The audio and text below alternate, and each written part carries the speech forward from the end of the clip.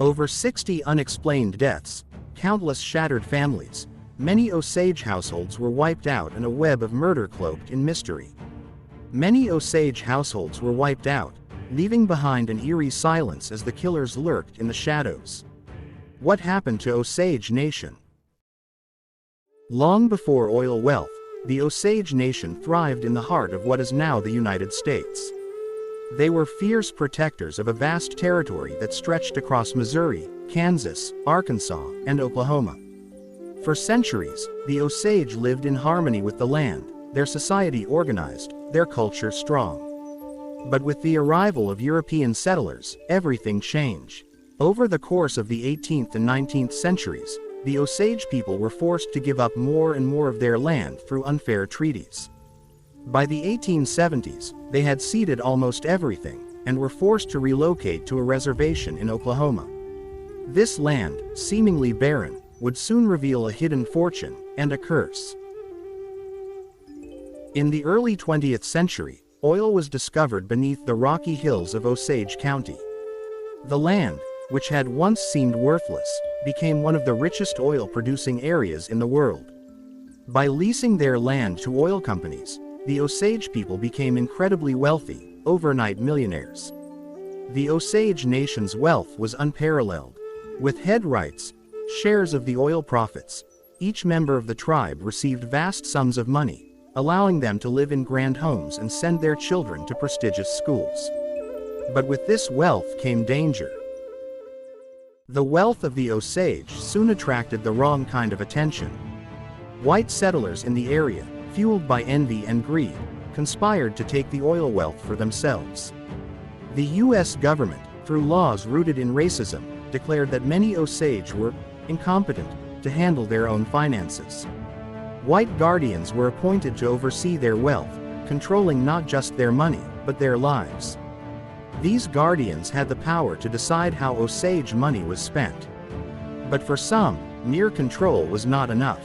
They wanted to own the head rights, and to get them, they needed the Osage people out of the way. By the early 1920s, the Osage Nation's wealth had become both a blessing and a curse. Their oil-rich land had brought them fortunes beyond imagination, but it had also brought something far darker: greed, envy, and murder. What began as a slow trickle of unexplained deaths soon became a flood of violence. Osage men and women were being murdered at an alarming rate. In just a few short years, dozens of Osage had been poisoned, shot, or died under suspicious circumstances. Many of these deaths were ruled accidents or suicides, despite clear evidence of foul play. It was a conspiracy hiding in plain sight. The terror reached its peak in 1921, when an Osage woman named Anna Brown was found dead in a ravine, shot in the back of the head.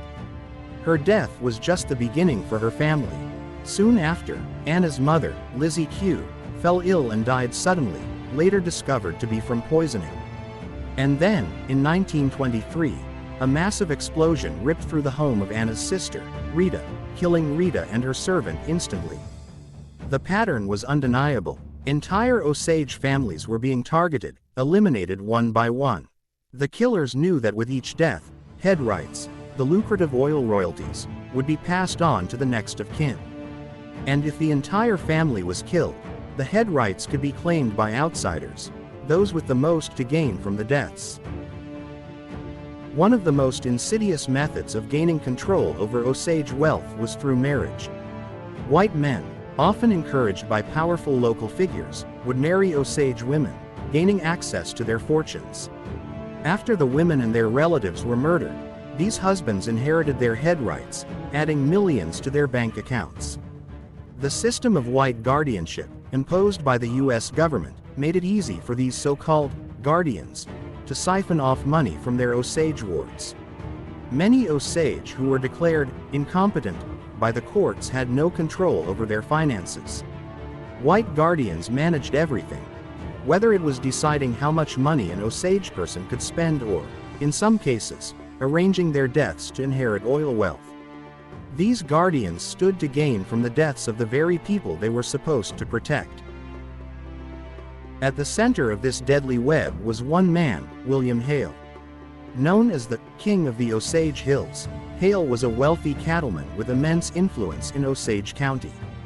On the surface, Hale presented himself as a friend of the Osage, but behind closed doors, he was orchestrating a cold-blooded scheme to kill off entire Osage families and claim their head rights for himself. Hale's plan was simple but brutal. He encouraged his nephew, Ernest Burkhart, to marry Molly Burkhart, an Osage woman whose family was wealthy with oil money. Once they were married, Hale set his plan into motion. One by one, Molly's family members began to die. Her sister Anna, her mother Lizzie, and her sister Rita, all murdered so that Hale and his nephew could inherit their wealth. By the time the murders were discovered, Molly Burkhart had lost nearly her entire family. The toll on her was unimaginable. She herself narrowly escaped death, surviving only because the FBI's investigation finally intervened. For years, the Osage reign of terror continued unabated, in part because local law enforcement did nothing to stop it. Sheriffs and deputies were either indifferent or actively involved in the conspiracy.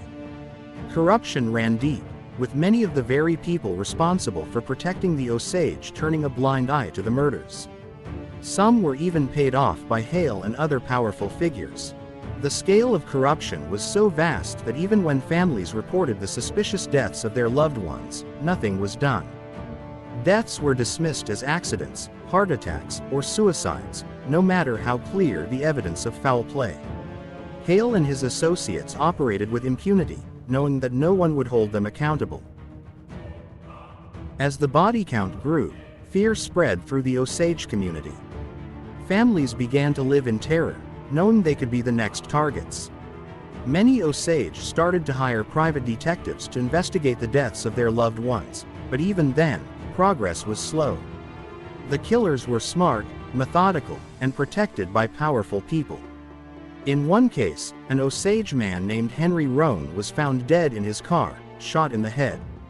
Roan was a friend of William Hale, and his death, like so many others, was blamed on unknown assailants.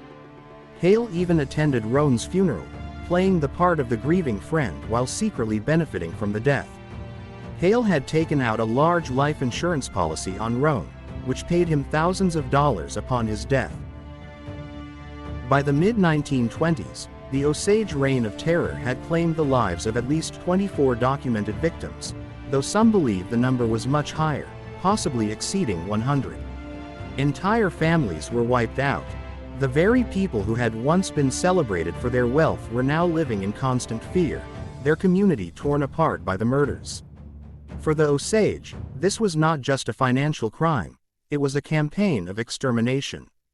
And yet, as each new body was found, the local authorities continued to do nothing.